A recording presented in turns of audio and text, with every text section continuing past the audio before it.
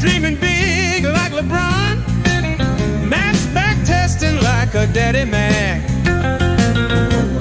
Dan's 30 years got our way, trading life and markets every day. Rusty's chained to the mines, digging deep day by day.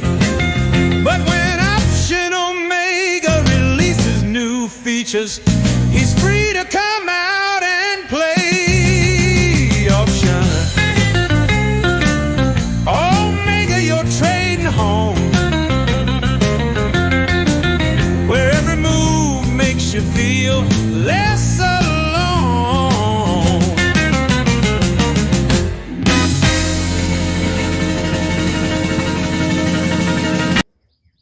Good morning, Dan. How you doing? Good, Troy. Good, doing well. How about you? I'm doing well. Markets are in turmoil this morning, Dan. Yes, down 20. Yeah, down 20, and at least from the way the market's acting today and a bit yesterday, it's like pre-Iran war. Same thing. Sticky volatility at 20. We're back in the range, right? Had a little blurb this week. I mean, to me, the changes this week a little bit is more, we were, again, I'm just looking at the futures. This week, we're more in that middle to lower end of the range, not as much above the, in the 69 to 7,000 range, right? In the ES, more that 68 to 6,700. We're back in, at least in SPX, back in the 6,800 to 7,000. Tom says, good morning, 6850 traders. That is, I mean, that's the prediction I should have made this year. I would look like a genius is every day say, today we're going to touch 6850 in SPX. Oh. Because most days this year, we will touch 6850. Troy, talk to me. I was thinking about this last night. Don't ask me why. I went to a, I want to hit on that issue. So I see, when you get older, you have to write down the point you want to make before you do the analogy so that you can come back to the same thought and not look totally crazy. I want to know where you went last night now. I forgot to tell you. So I went last night. We growing up in an Irish family in Chicago, my mom would play a lot of this Irish folk music, and get it, and I get it. It's kind of you think folk music, and you think of like Bob Dylan, and he's half alive, my dog, or what, and it's just like, oh, careful, Dan, careful. I'm sorry. I love Bob Dylan. I mean, creative genius. Listen to him this morning. I mean, but it's not the spirited. When you listen to Irish folk music, because half the songs are like Rebel War, so you got a mixture of war, and you've got just a little more spirited. So there used to be a band called the Clancy Brothers, was like a folk. Matter of fact, if you look, Bob Dylan said, he was quoted, bringing Bob Dylan into the conversation. Bob said that Liam Clancy, who was of the Clancy Brothers, had the best voice he ever, as far as singing. Because they all hung out in Greenwich Village. That's where he came like as an 18-year-old, and the Clancys were a little bit older than him. So they took him under his wing a little bit. And I still remember they said, like Bob Dylan, at least the story was Bob Dylan, when they came up to Liam Clancy in the street, hey, I just made a song, listen to it. And Liam said, because Bob's songs were like 42 stanzas or something. He's like, I can't listen. I don't have to. Can I just listen to one stanza? But last night they had in downtown. I'll tell you what's interesting. Downtown Knoxville last night was hopping. They had at the Bijou Theater. You know where that is? Oh yeah. That's where they had the High Kings. So the High Kings are for kind of like the Clancy Brothers, but there's a little bit of river dance thrown in. But they're very spirited. Yeah. Johnny went off to war. It's a mixture. It's good, kind of, good Irish folk. So did you and Mrs. Sheridan go to that? Yeah, and Michael. Yeah. It was it was a nice. I love that. It was fun. And then across the street as we're walking, I see lines down the street. There's another theater. Is that the Tennessee? Tennessee Theater, yep. But guess what it was? What? Cheap Trick was in. Oh, wow. Remember Cheap Trick from the certainly, yeah. I'm thinking, wait, is this the real Cheap Trick? I'm thinking these guys got to be 75, 80 years old. I mean, they got to be old. But it was three or four original. That shows everybody. I want everybody to see. That shows the direction that Dan went with his life. Who shows across the street an Irish dance band and Cheap Trick from 1970. And I personally, I can only speak for myself. I think you made the right choice. You made the right. But now, aren't those bands still Cheap Trick and Aerosmith? They're still going, right? Listen, they're going to go till they're dead, but then they might go one more time, depending on technology. Oh. So, Rob Maria says downtown Knoxville music update is why I'm here. I want to get more into specific downtown Knoxville things. Thank you, Rob. I will say this: downtown Knoxville. Oh boy, my wife's excited. Uh-oh. My wife's excited. Pulling into our driveway is Junk Be Gone truck. They're going to drop a trailer off for 3 days, Dan. Oh boy. And my wife is spring cleaning. We're going to. Are you serious? I love it. Everything in our house basically is going to get thrown away. Yeah. So I'm excited. Hey, Troy, can we get an update real quick? I mean, Robin Marie, I said, here's the thing I said. I said downtown Knoxville last night was hopping with High Kings and Cheap Trick.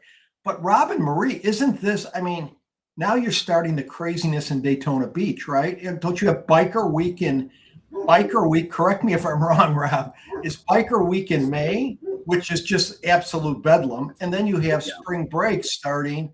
So that's got to be, does Robin Marie leave town during that, or are they away from the?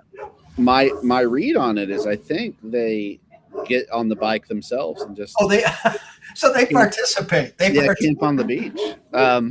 So it's absolute madness at my house right now. By the way, this is why my wife's so wise. She said, "Why don't you go up to your little office?" I said, "I'm just gonna do it from the porch this morning." Yeah. Your dog is excited about this. Though. Yeah, this is not great. So we're gonna look at some tests this morning, Dan. Good. Markets are in turmoil. Markets are now down. Oh my gosh, 23, 25. So we're going to show some tests, and I want to preface this. These are tests that don't work historically. They won't work in the future, but for some reason, they're working right now. Troy, can I just make believe it or not, my older insanity is bringing me back to the point I was trying to make in my analogy when Tom brought up 6850. On one hand, you have, when you look at this year, to me, it's got to be as good on one hand, you might say for quite a few range-bound strategies, it might be as good a first 2 months as we've had since Julius Caesar came to Chicago. Now, somebody may be saying in the chat, you know what? That's not my experience on what I'm doing. And let me just give an example. Correct me if I'm wrong. If you take short-term double calendars, right? Correct me. Matt has said, and I think he said, it's been okay, it's been mixed, right? And so part of it is, when you look at the strategy, you say, well, wait a second.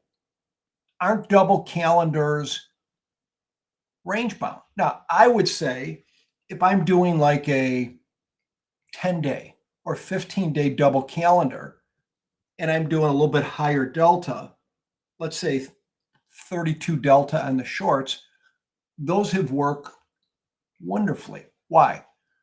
Positive theta, right? We're not really going far, right? And vol has stayed up there. But just to show you, well, what if you do a double calendar 20 delta on the shorts, 3 days out, like a 5-7 or a 2-4, whatever. Wouldn't you agree? There, you don't, in the middle of the graph, it sags a bit. You need it to actually go somewhere, don't you, Troy? So yes, if you maybe speak on that real quick. I don't mean to derail us or well, we'll look at the test and kind of show what's happening, and okay. I think it'll explain it. Yeah. Oh, so, good. Okay, you got it into okay. Yeah, and if you guys need me to, I can turn my dog up a little bit. I liked it. It's better. Yesterday, he had like someone working with a sledgehammer. So I like the dog sound. It's a little more exciting. Well, he is ready to kill this guy. So anyway, he's great. All right, we'll go from here and start this. So let me do this. I am going to make sure I don't close the screen. Go from here. All right, let me share this real quick. I'm going to put this in there. Okay, so what is this? This is what I call a high T. And you're going to see high T in all of it. Why? Because the first one was a 923, and then I wanted to rhyme, so I just called it high T. There's literally no meaning to it. It's not related to Troy. It's testosterone reference. It's fine. Because you need testosterone to trade this year. So here's the deal. You look at this test, you think, why in the world would he show me this test? This is a terrible test, right? 0.3 MAR. Why would we do this? Well, I'm not going to show it historically. I'm not going to show each one historically. I'm only going to show each one now. But I started with this to show you. It's not great, right? I mean, it's positive expectancy, but it's not a great test.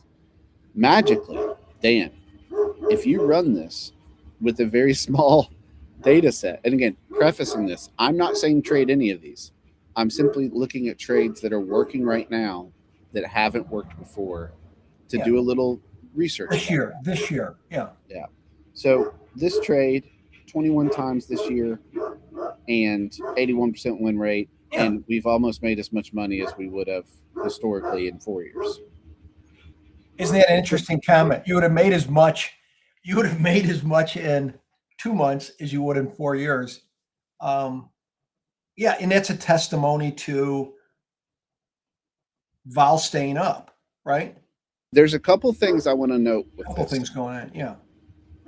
You know, you've got min and maxes, so you're kind of not going to buy really. You're not trying to get like straddles.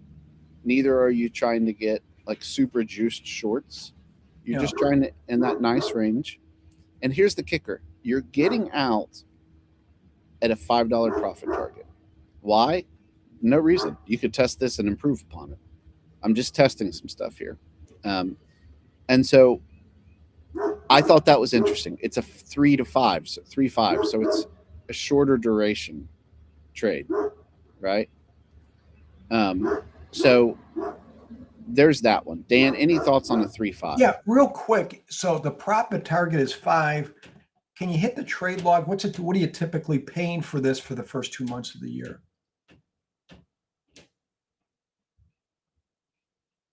It's kind of been all over the place, to be honest.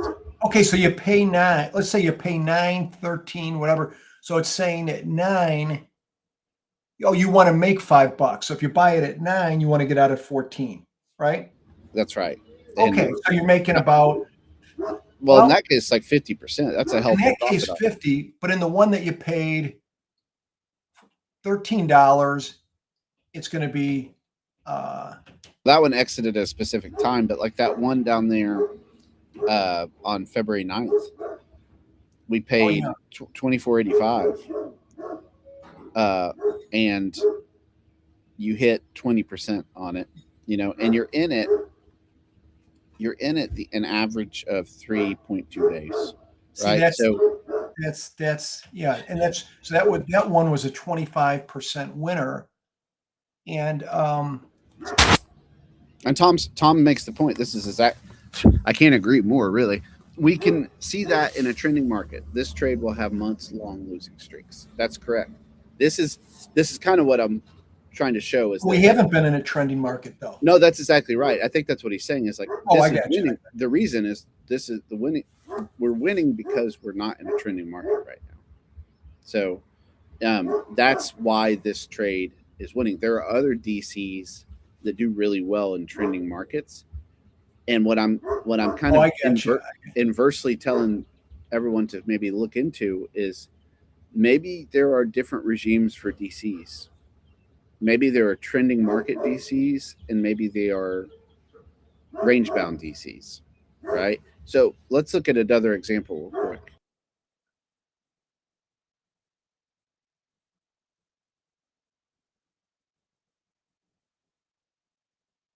This is a 923 high T 23. And yes, that name is copyright. It's not copyright. I can't say that's a lie. What is this? It's actually a very similar structure. It's, you open the trade in the morning, used to 923s, blah, blah, blah. We're fine. I'm going to put it in the chat. But what's going on here?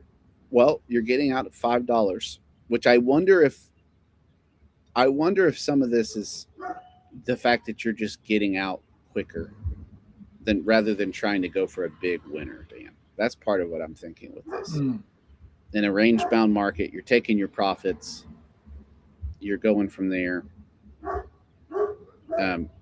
What do you think of this? Yeah, I like it. And obviously this is a little different feel. And when was the exit on this? Most of the exit on this is the last day, right? Oh, no, you got the $5 thing. What was so this was a $5. Yeah, you're getting out, because it's a 923, you're getting out like 5.5 days in the trade. Well, yeah, that's good. Because the last test you showed, you were still in till that expiration day, right? Maybe early in the day. Maybe early in the day, yeah. Yeah, so here, this is a 9-day trade. You're out in 5.5 days, which is, that's about, and you could still, because again, it's 9-day, you could still get 30, 40, 50% on it. Oh, yeah. I like this. I like this a lot. And again, just for sanity purposes, I haven't seen any range-bound trades. Many, I mean, at least more in my world, 9 days and out, that have not worked the first 2 months. But I think this is a testimony to, with the high vol, because it's staying up there, the DC type stuff. Yeah, I think this test is very good. Let me just see, Troy, you've got the short long ratios. Now, the interesting in this one, you've got, what is it? You want to do this above the 50-day SMA. Above 50-day, and ignore the re-enter trades after exit. That's on there, but it doesn't need to be on there at all. It won't affect it. Okay. Why is that normal for DCs to have like an above 50-day SMA, or is that just to keep the come in entry to keep the vol low? I think it's yeah. I think in general, it's like you're putting this on in a calm market. Relatively above 50-day SMA, relatively calm market. And a calm market that's range bound, right? Yeah. Do you find better entry for something like this, something like above 50-day SMA, or if VIX is down for the day, or if VIX Steven actually is a good point. So we trade the Stalingrad, which is a 1428 in Qs, right? And it enters. Can I stop you 2 seconds? You said the Stalingrad. I love that. Stalingrad is a 14. Is there any that is priceless? How did you? Well, and the reason I called it that is because you're usually in for 14 days in that trade. Like it's the long haul, right? It's you're in it for the long haul. Okay. You're not getting out. You're trapped. So, but Stephen made a great point, and I will say this. So in the small account challenge, we do Stalingrad, and I play it as is. I play by the rules, small account challenge, keep it going. It's fine. I think it's net positive for the year. In my personal account, I trade a lot more of them, to be honest. And Steve and I do want to affirm what you're saying. I don't want to affirm it actually. That confirm. I'm an American. We don't affirm anything, but we confirm things. And I want to confirm that getting out of the we're getting out of our personal ones. I am quite early as well. Indiscriminate, discretionary, layering them off, and so I have found that they work really, really well for that. So as well. So to answer your question, Dan, I think there could be a different criteria. VIX down, above 50-day. You could play around with that and test it, but there's different ways to do it. And doesn't it bring up an interesting point, Troy? And instead of, I'm just thinking in general, a thought that instead of it being, okay, let's say somebody's doing their core trade and it has a 2-month dry spell, right? It's not doing what they want. And so at the end of 2 months, they're like, oh boy, everything was in that, right? Everything was in that. And okay, now what do I do? Okay, what do I hang in there? What I'm saying is, along the way, wouldn't it be more? I mean, you have your core stuff, but have your other stuff out there, like you're talking, where you can see. It's not going to take you 2 months to see the trend. You can see that, hey, even though for 2 weeks this hasn't been working, these other ones are killing it. And you know what? We seem to be in this environment. Maybe I'll up the size a little bit in the ones that are killing it. But if you're not willing to try different, whether it be time frames or just talking about double calendars here, time frames or even deltas, right? How do you know, right? I mean, you could back test, I guess, but. Well, that's the thing is like in Option Omega, in a perfect world, we would have just a simple toggle for you to say trending market or range bound market. But here's the problem, of course. What does that mean? And everyone's going to have different opinions of what that means. I have a specific opinion of what that means because I use market profile is my main kind of way of looking at the price action in general. But other people might have above the 10-day SMAs or trending market. So that's why you try to put as much stuff in there. But when you mix it all together, a lot of times you can come up with some pretty cool stuff. But I do think that's kind of what I want to present today is this idea to say, if your DCs are hurting, you might have to figure out, I mean, we're clearly in a range bound market until we're not, right? And so I struggle personally as a trader I'm so contrarian that I could absolutely get this. I'm thankful. This is a public service announcement. I'm what you call an idiot. Like I'm kind of an idiot.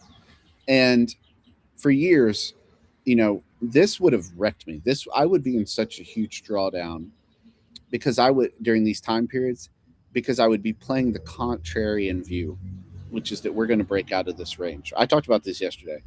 A couple years ago, I would be having like 7,000 strike butterflies, 50 or 65 strike puts, and they just get crushed because they're never going to get touched.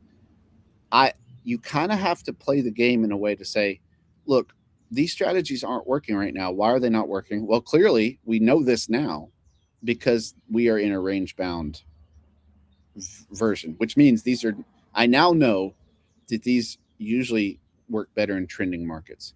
So what do? Well, you have to switch up some stuff and just assume that we're in range bound until we're not. That's much easier said than done mentally to just say we're range bound until we're not, guys. And once we break out, we'll break out, but we're not breaking out yet. I'll give you the most egregious example and then full transparency. And I can't believe I did this. This may be the first time I've done this in a long time.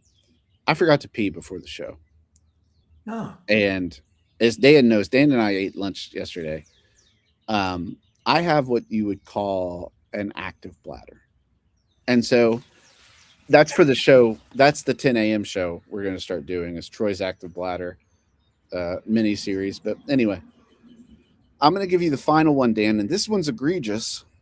This one's the biggest example in my mind of this whole thing. So I give you the 0-1, the coveted 0-1 double calendar. It's the one that early on was like the golden, the grail.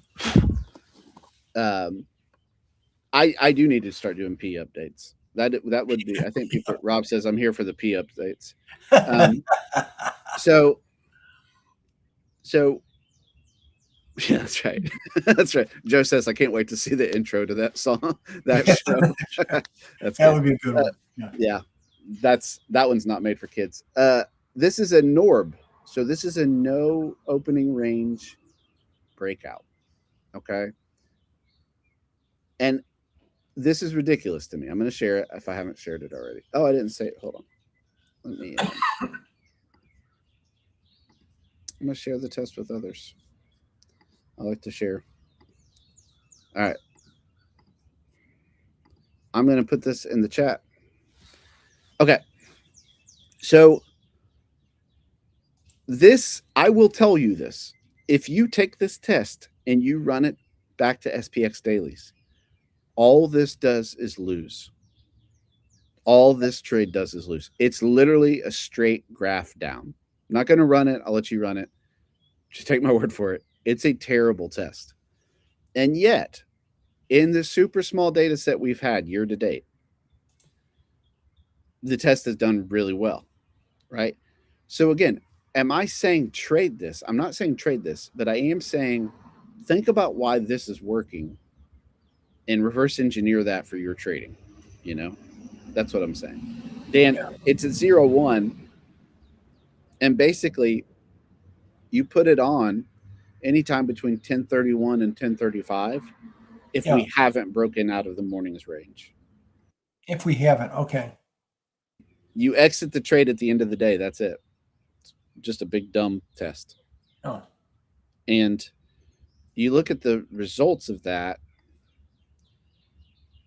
you know, a lot of times, so what that tells me is so far this year, a lot of times at the end of the day, we go towards one end of the range or the other. That morning's range. Yeah. And it also shows me that historically that's not what we do. So we're in it's trying to teach me some market mechanics that are happening that maybe I'm not seeing, you know? Yeah. And so what do you think of that, Dan? Yeah, I like it. I was just thinking, did you try it all? If we real quick, if you moved each delta, does it make it better or worse if you move the deltas to 25 or 30? Move them a little bit higher. Let's do it. Let's do 30. Then we'll go down to 25. Yeah, just to see if that does anything. I mean, you get more money, but I think the blowouts, I mean, it's such a small data set. Yeah. That's how about 25? Does that do anything? Probably not. Let's look. And then let's take it to December just to get a little bit more, get another month in it. So, no, but if you go down, you know, but you remember, Dan, like a 20 delta 0 day at that point. Oh, 0 day. Yeah, that's right. There's still a lot of range left, you know. It is. It is. So anyway, I think that's super interesting. Again, am I saying do any of that? I'm not saying doing any of that. I'm just saying sometimes weird back tests can show you some stuff that help your other back tests, your real back tests. Well, and I like the whole concept of today because I think that the only way you really know what's working in the current environment, either through back testing or you're around some people that aren't doing the exact same thing, right? Or you're doing, like sometimes I've seen in the community, you know, maybe what I'm looking at isn't hitting the bullseye, but two other people might be doing things a little bit different, right? And they're having better success. So it keeps you at least you're aware of things. But if everybody's doing the same thing, right? And the same duration and the same deltas and the same thing, you're not, you know, so it's like being open. It doesn't mean you don't want to be a flip-flop trader. I mean, I'm basically teaching similar strategies, basically the same thing 20 some years ago as I am today. I mean, the only difference, honestly, the only difference, but you're tweaking some of the stuff, but the only difference is maybe shorter durations, which is a testimony to what you guys, there's, shorter durations, but that's because you have more liquidity there too, right? I mean, you couldn't, 20 years ago, when I was in the pits, I had to get one. You were in the pits. I was in the pits 20 years ago. Yeah, I mean, think about like Tom and a lot of the 0-day folk, Robin, they couldn't have made it 20 years ago. I mean, they could have made it being good traders, but they couldn't have made it that if you told Rob and Tom, look at, you're going to have expiration once a month, right? Now I understand why there were a lot of traders in the pit. I remember this guy from San Francisco. I just remember his name, Jeff. And you know what he would do? He would fly in only for expiration week. He stayed in so he didn't trade because he said, why am I, I'm a seller of premium. These 3 weeks, I give away too much money. I'm going to come that last week and sell everything. Right. And I think now we're spoiled. You can trade expirations every day. I can't even imagine the bedlam it would have been 20 years ago in the pit with expirations every day, because it was a huge thing when it came to expiration Friday. I mean, the volume went up. It was absolutely pandemonium. And then they had Saturday morning. It was even more pandemonium because they called it out trades. Right. Was it OVX? What was it called? Yeah, so the precursor to SPX was OEX. Was it cash settled? Isn't that funny? You're asking me now. I want to say European, but I'm not. I don't remember. Yeah, I don't remember what it was. I mean, it's been a minute. So yeah, but OEX was the same thing. I mean, that's where Sosnoff and a lot of the folk that age, anybody over 50, traded OEX. SPX came in. I left the pits in 2004. So SPX came, I don't know the year SPX came, but it came quite a bit before it. But it wasn't, OEX was always the much bigger pit. I don't even know if they have OEX now, but SPX has become the. Sure, yeah. But it is, yeah. We have it's a big day tomorrow because we have, Dan, you've traded in the pits. You've been down there. But I've been to Troy Cigar Shop. I've been to That's right. That's right. But with all due respect, I think we're going to get a real expert on the pits tomorrow. Tom Lee's coming on the show. Trade war stories. He actually does have some funny stories about some stuff down there that I think we'll find interesting. Oh, Tom was down there? He went. No, but he had friends in low places. He had friends in low places. So, he's got You're telling me the Scottish guy's got connections in Chicago? Listen, those Scottish guys reach everywhere. I mean, we're not talking any mafia connections, right? No. Shout out Boyd's Jig and Reel downtown. Dan, you would love that pub. It's I would love it. Live music, live jigging. Yeah, I would love to. Irish music and yeah. The last song that they did last night, the folk was, it's almost like Jimmy Buffett. What's Jimmy Buffett's song where it doesn't matter what time of the day? It's 5 o'clock somewhere.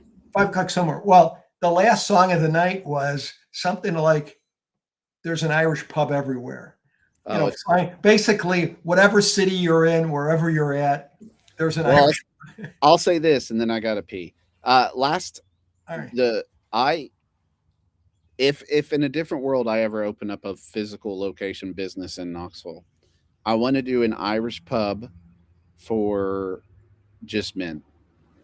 Because in Ireland, apparently they used to have these. Did they? Where it's just men only. They came after work, had a couple of drinks to loosen up before getting home to the kids. Yeah.